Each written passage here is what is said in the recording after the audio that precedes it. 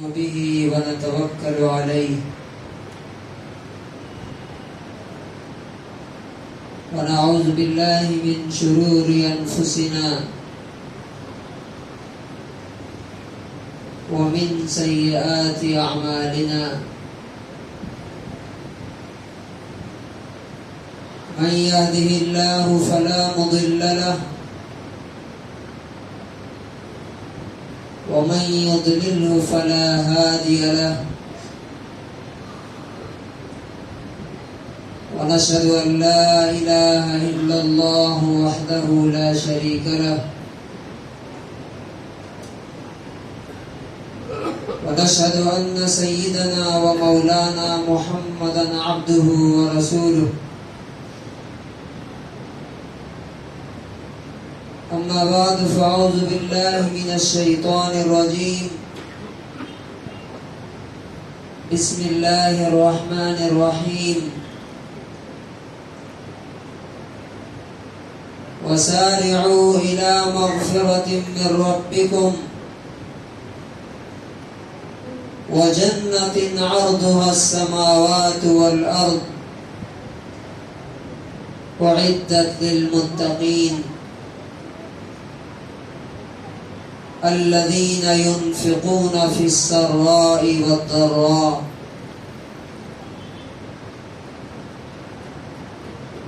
وقال تبارك وتعالى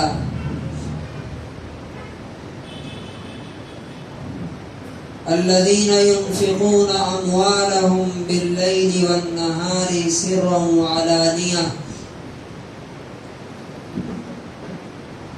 فلهم أجرهم عند ربهم ولا خوف عليهم ولا هم يحزنون وقال النبي صلى الله عليه وسلم ما من يوم يصبح العباد فيه إلا وملكان ينزلان من السماء يقول أحدهما اللهم أعط منفقا خلفا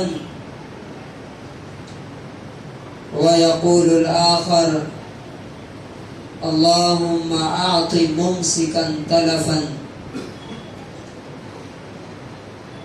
حضرات گرامی، زندگی میں جو کچھ بھی ہمارے پاس ہے یہ سب دھیرے دھیرے ختم ہو جائے گا. اللہ تبارک و تعالی نے فرمایا ہے ما عندکم ینفد،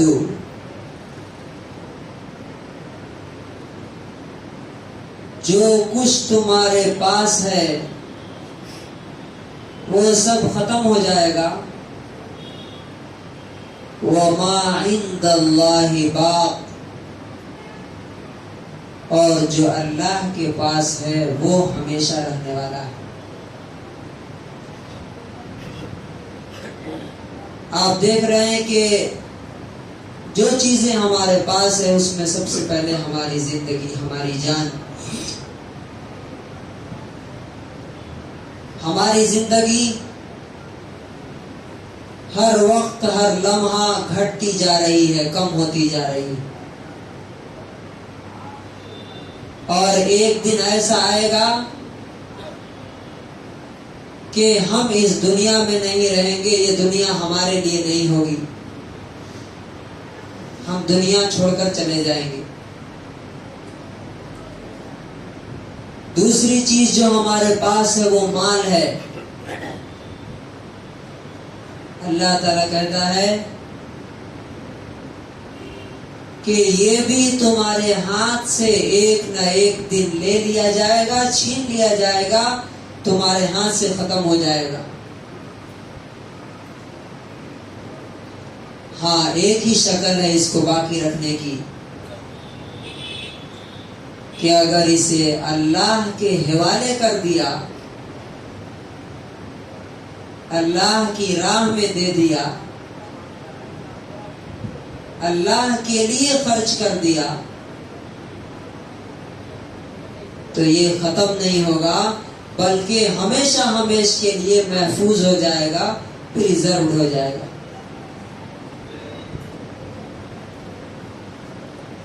اور دیکھیے اسی لیے اللہ تبارک و تعالیٰ نے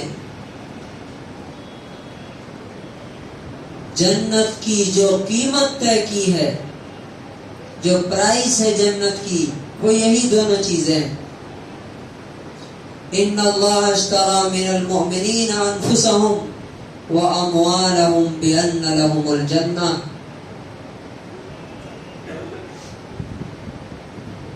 بے شک اللہ تعالی نے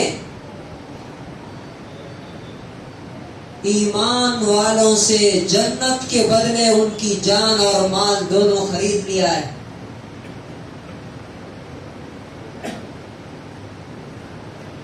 تو جان تو ہم دے رہے ہیں، یعنی نماز پڑھ رہے ہیں، مثال کے طور پہ نماز پڑھنے آئے ہیں، اس میں ہماری جان لگ رہی ہے، ہماری انرجی، ہماری طاقت۔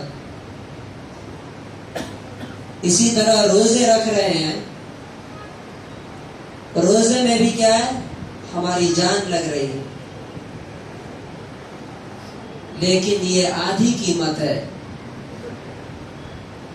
ہاف پرائس آف جنت۔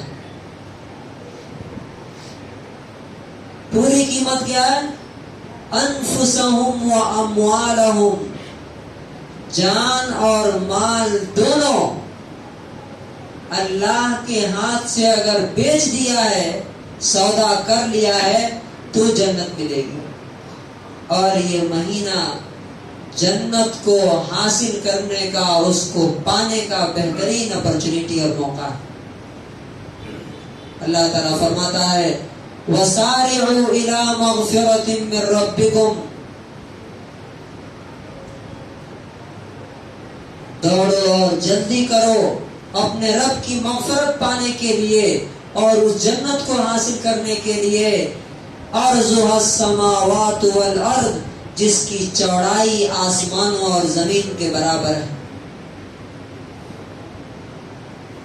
مسلم شریف کی صحیح حدیث ہے، نبی صلی اللہ علیہ وسلم نے فرمایا کہ جو ادنا جنتی کو جو جنت دی جائے گی وہ اس دنیا سے 10 گنی 10 ٹائمز بڑی ہوگی۔ اس دنیا سے، ٹمکور سے نہیں، کرناٹک سے نہیں، انڈیا سے نہیں، اس پوری دنیا سے، پورے گلوب سے 10 گنی زیادہ بڑی جنت ہوگی۔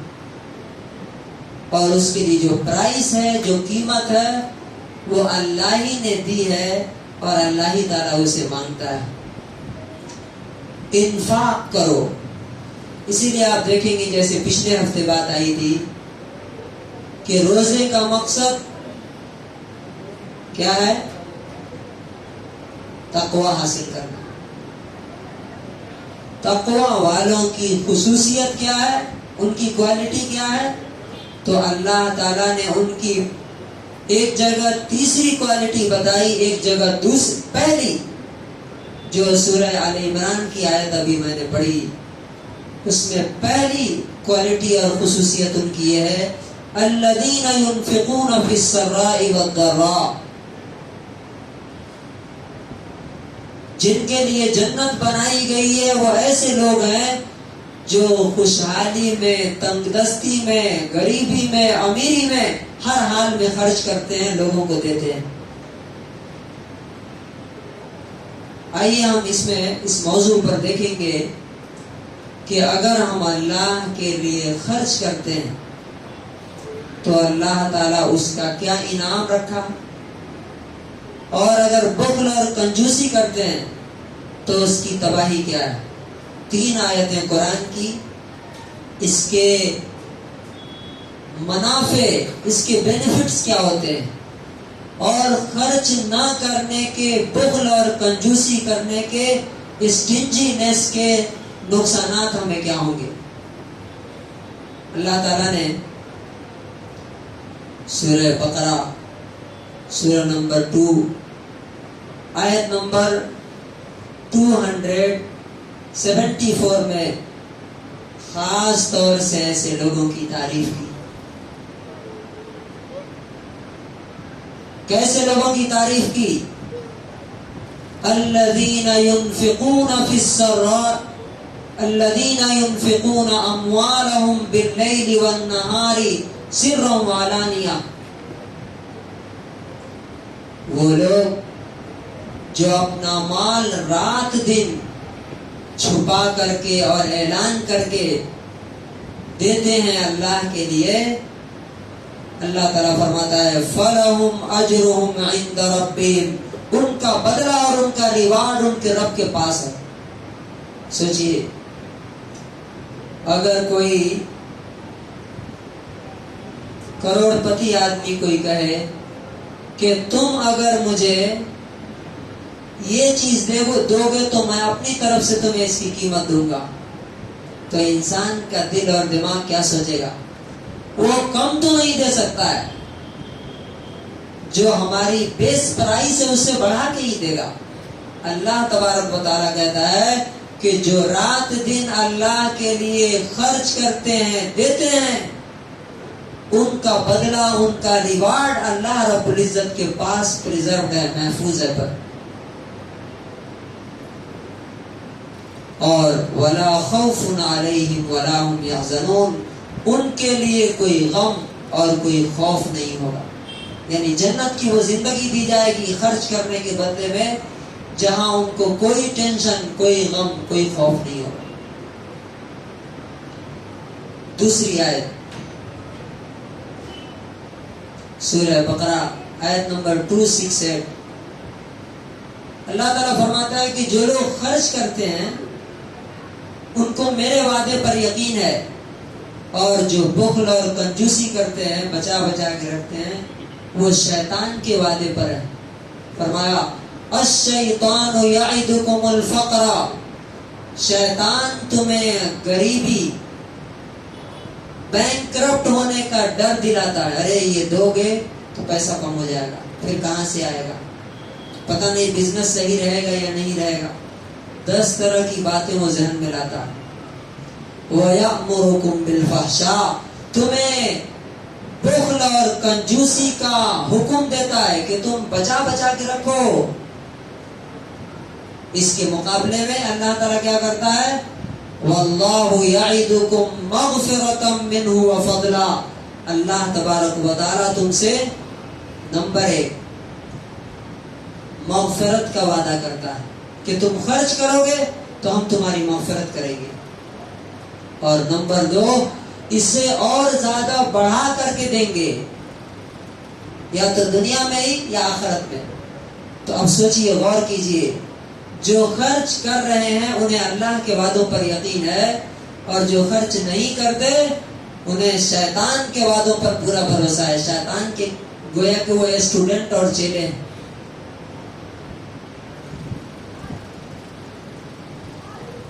تیسری آیت، جنت کن کے لیے بنائی گئی ہے؟ نیک لوگوں کے لیے. اللہ نے فرمایا ان الابرار لفی نعیم، بے شک نیک لوگ جنت کی نعمتوں میں رہیں گے. لیکن یہ نیکی کا مقام حاصل نہیں ہو سکتا. سورہ آل عمران آیت نمبر 92 میں اللہ تعالیٰ فرماتا ہے لن تنالوا البر حتى تنفقوا مما تحبون، اے لوگو تم نیک بن نہیں سکتے ہو جب تک تم اپنی پسندیدہ اور فیوریٹ چیز اللہ کی راہ میں خرچ نہ کرو. صحابہ کرام کو کیسا یقین تھا جب یہ آیت اتری من ذا الذی یقرض اللہ قرضا حسنا، کون ہے جو اللہ کو بہترین قرض دے، اللہ کو قرض دے. ابو دحداح انصاری رضی اللہ عنہ نبی صلی اللہ علیہ وسلم کے پاس آئے اور کہا اے اللہ کے رسول، اللہ تعالیٰ ہم سے قرض مانگتا ہے. کہا کہ ہاں. انہوں نے کہا ارینی یدک، اپنا ہاتھ بڑھائیے، اور ان کے ہاتھ پر ہاتھ رکھ کے کہا اشہد اے اللہ کے رسول آپ گواہ رہیے، انی اقرضت ربی حایتی، میں نے اپنا یہ جو باغ ہے وہ اللہ کو قرض میں دے دیا۔ اسی باغ میں ان کی فیملی رہتی تھی، جا کر کے دروازے سے پکار رہے ہیں، اندر نہیں گئے کہ قرض دے دیا، اندر نہیں گئے، دروازے سے بول رہے ہیں یا امت دہدا، اے دہدا کی ماں، اخرجی نکلو، فإنی اقرضت ربی حایتی، میں نے یہ باغ اپنے رب کو قرض میں دے دیا، اور نکال کے لائے۔ تو نبی صلی اللہ علیہ وسلم نے فرمایا اس میں کتنے درخت تھے؟ فیہ 600 نخلۃ، 600 کھجور کے درخت تھے، 600 کھجور کے درخت تھے، کہا کہ یہ اللہ کے راہ، اللہ کو میں نے قرض دے دیا۔ تو نبی پاک صلی اللہ علیہ وسلم نے فرمایا کہ مثلھا لک فی الجنہ، اسی کی طرح تمہارے لیے جنت میں اللہ تعالیٰ باغ عطا فرمائے۔ یہ ہے اللہ کے وعدوں پر یقین، یہ ہے ایمان کہ ہم جو دیں گے وہ ہمیں ملے گا۔ تو یہ 3 آیتیں تھی جو اللہ تعالیٰ نے دینے والوں کی تعریف میں ہو۔ جو نہیں دینے والے ہیں ان کے بارے میں اللہ تعالیٰ کیا کہتا ہے؟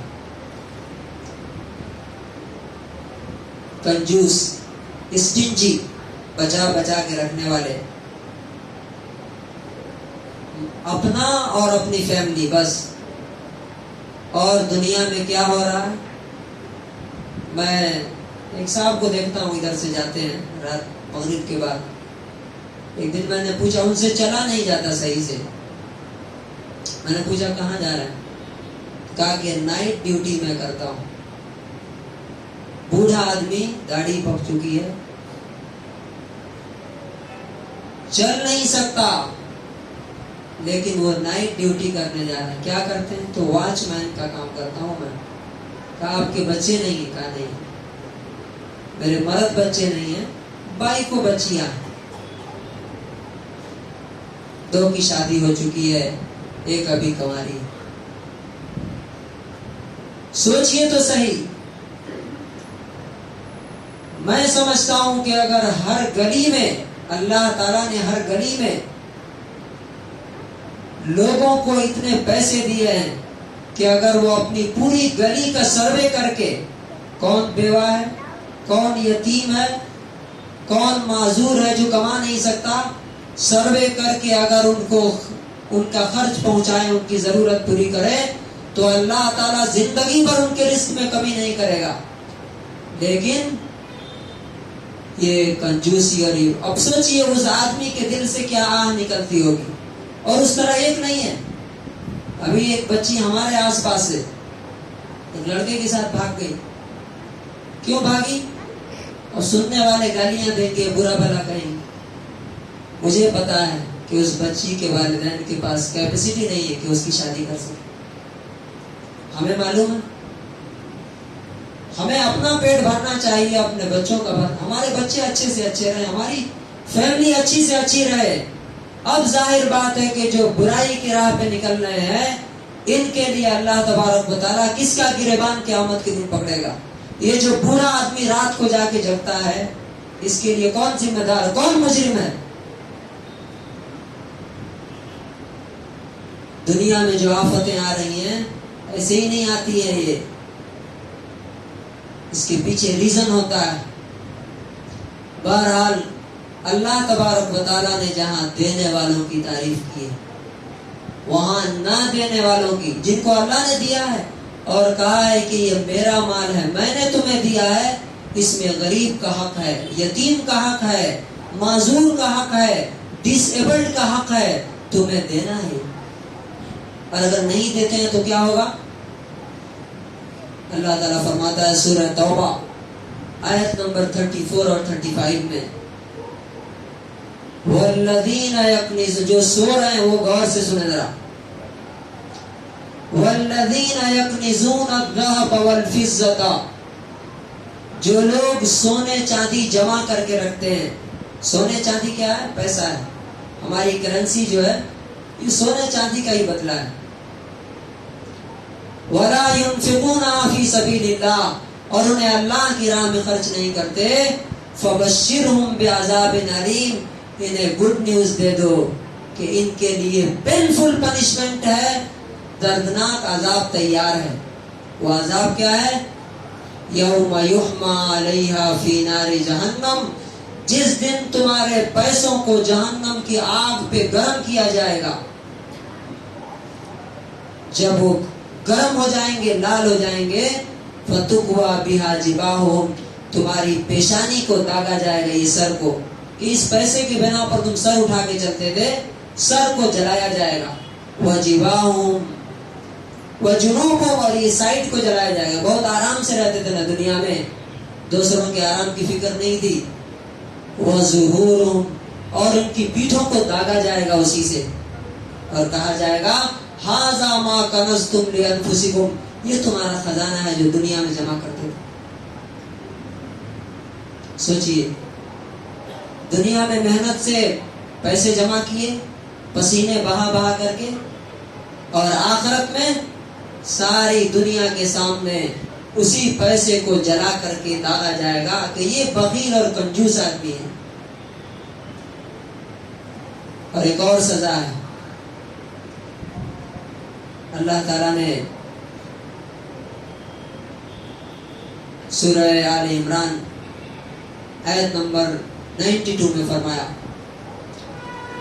کہ جو بخل کرتے ہیں، وَلَا يَحْسَبَنَّ الَّذِينَ يَبْخَلُونَ بِمَا آتَاهُمُ اللَّهُ مِنْ فَضْلِهِ هُوَ خَيْرًا لَهُمْ، بچا کے رکھتے ہیں، وہ یہ نہ سمجھیں کہ ان کے لیے یہ بہتر ہے، بلکہ قیامت کے دن اسے سَيُطَوَّقُونَ مَا بَخِلُوا بِهِ يَوْمَ الْقِيَامَةِ، قیامت کے دن آگ کا توق بنا کر گلے میں ڈال دیا جائے گا کہ دیکھو یہ ٹنکور کے کروڑ پتی ارب پتی صاحب ہے۔ اور لوگ دیکھیں گے اور ہنسیں گے۔ تیسری چیز جو سب سے بہت ہی امپورٹنٹ ہے وہ کیا ہے؟ نبی صلی اللہ علیہ وسلم نے، مسلم کی حدیث ہے 1010، آپ نے فرمایا کہ جو دینے والے ہیں، خرچ کرنے والے ہیں، اللہ کے نزدیک کتنے محترم، ریسپیکٹ فل ہیں وہ، کہ اللہ تعالیٰ اسپیشلی ان کے لیے ایک فرشتہ اتارتا ہے۔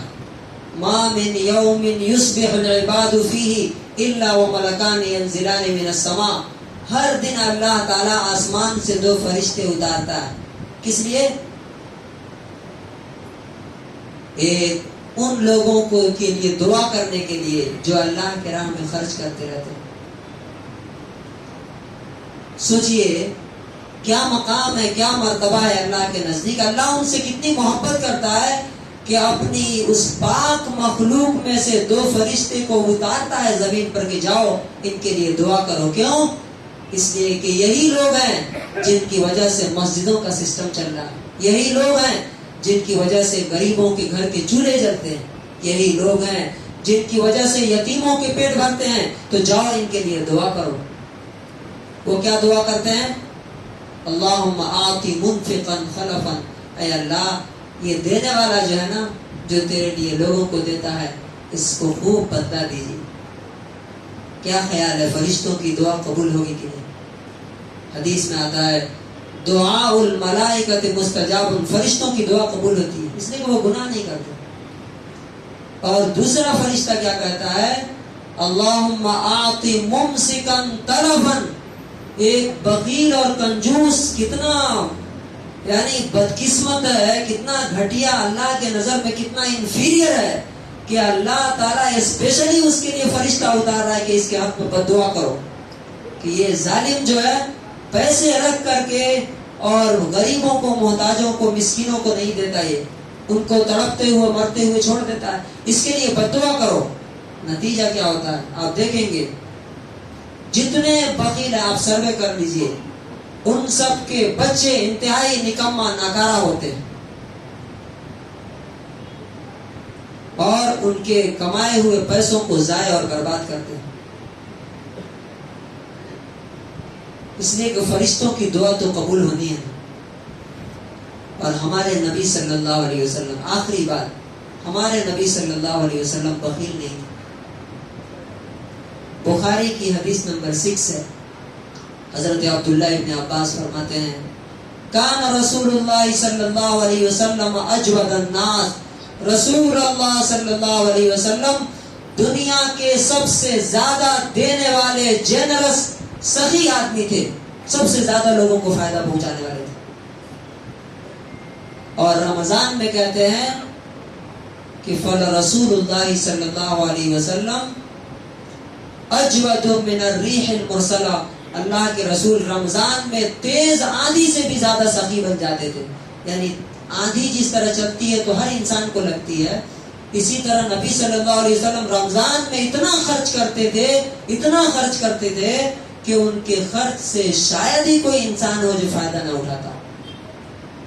تو گویا کہ کنکلوژن کیا ہوا آج کی پوری تقریر کا کہ اللہ تبارک و تعالی خرچ کرنے والوں کو پسند کرتا ہے, ان کے لیے فرشتوں کو دعا کرنے کے لیے اتارتا ہے اور لوگوں کی دعائیں ان کے ساتھ ہوتی ہے.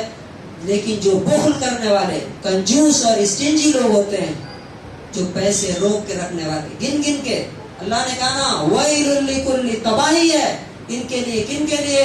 الَّذِي جَمَعَ مَالًا وَعَدَّدَهُ, جو مال کو جمع کرتا ہے, گن گن کے رکھتا ہے. آج 1 لاکھ ہوا, کل 1.5 لاکھ ہونا چاہیے. چاہے ہمارے بغل میں کوئی مرے, چاہے کوئی غریب اپنی عزت بیچ کر کے بھاگ جائے, کوئی لڑکی کہیں غیر مسلم کے ساتھ شادی کر لے, ہمیں اس کی کوئی پرواہ نہیں. ہمارا پیسہ بڑھنا چاہیے چاہے کچھ بھی ہو.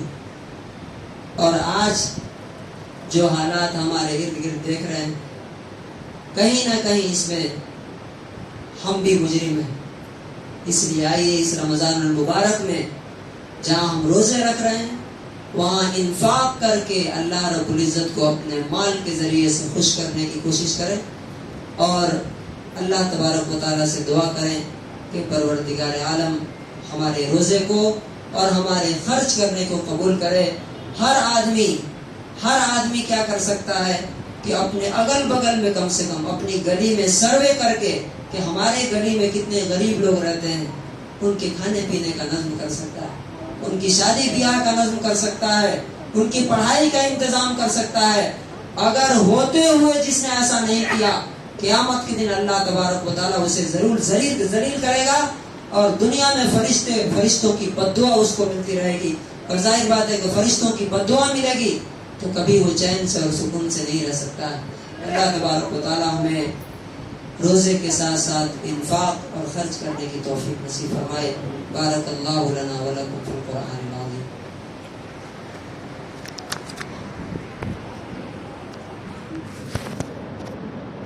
الحمد للہ نحمدہ